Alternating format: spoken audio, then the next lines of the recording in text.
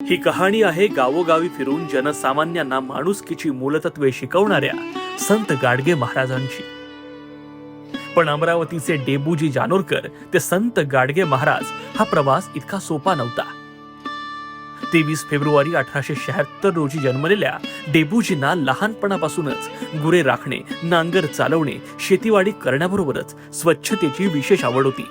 लग्नानंतर स्वतःच्या संसारात न रमता डेबूजी अवघ्या समाजाचा संसार सुधारण्यासाठी घराबाहेर पडले ते कायमचेच।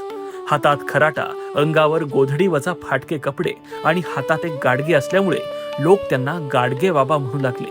जिथे जाईल तिथे कीर्तनाच्या आधी स्वतः हातात झाडू घेऊन संपूर्ण गाव स्वच्छ करणारे गाडगे बाबा पहिले स्वच्छता दूत होते।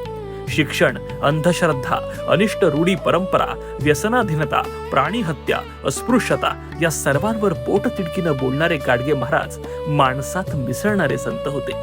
त्यांनी दाखवलेल्या स्वच्छतेच्या विचाराला अनुसरून राज्य सरकारनं 2000 साली संत गाडगे बाबा ग्राम स्वच्छता अभियानाची सुरुवात केली।